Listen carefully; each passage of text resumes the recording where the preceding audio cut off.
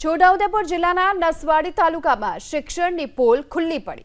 પાકા મકાનના અભાવે આંગણવાડીના ભૂલકાઓ ક્યાંક ખુલ્લામાં તો ક્યાંક જર્જરિત ઇમારતની નીચે અભ્યાસ કરવા મજબૂર છે।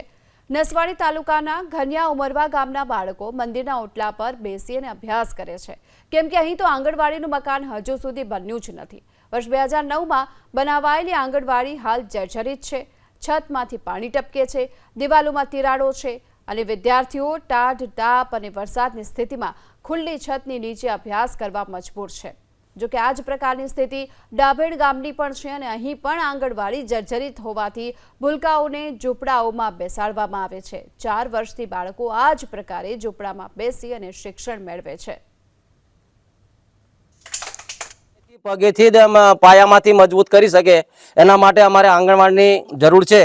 તો તાત્કાલિક અમારા ધન્યમોરા ગામની અંદર આંગણવાડી જેમ બને તેમ વહેલી તકે આંગણવાડી બની શકે અને અમારા છોકરાને પાયામાંથી શિક્ષણ મળે તો આગળનું શિક્ષણ મેળવી શકે। માટે અમારા ધન્યમોરાના ગામના ગ્રામજનોને તેમજ બહેનોને માંગણી છે કે તાત્કાલિક ધન્યમોરા ગામની આંગણવાડી વહેલી તકે સરકાર બનાવી શકે એ અમે માંગણી કરી રહ્યા છીએ। સરકાર શ્રી ખૂબ મહેનત કરે છે, ખૂબ પ્રયાસો કરે છે અને અલગ અલગ સ્કીમો બનાવે છે। તો એ આપણે આંગણવાડીનું જે મકાન જે છે એ ખૂબ જર્જરિત હાલતમાં હોવાથી ધન્યા ઉમરા સમગ્ર ગ્રામજનોની એક વિનંતી છે કે જેમ બને તેમ વહેલી તકે આંગણવાડીનું મકાન જે છે એ જ જગ્યાએ બને વહેલી તકે બને એવો આશા રાખીએ છીએ। વહેલી તકે બંધાઈ જાય તો સારું, તો અમે સારી રીતે અભ્યાસ આપીશું। અમે ઘેરે બેસાડીએ છીએ। હમણાં મુશ્કેલી પડે વળી સાહેબ, શું કરીએ, પાણીની જ મુશ્કેલી પડે અને હા આંગણવાડી સારી વહેલી તકે થઈ જાય તો સારું। બાળકોને અત્યારે અમારે તો મુશ્કેલી પડે છે સાહેબ, પણ એમ તો અમે ઘરમાં ઓટલે બેસાડે છે ને એમ તો અમુક ટાઈમે મંદિરના ઓટલે બેસાડે છે। બાળકો એમ તો અમારે 13 બાળકો છે, પણ ગામમાંથી બીજા પેલા ફર્યાના એટલે મોકલે એમ તો 8-9 બાળકો એમ તો થાય છે।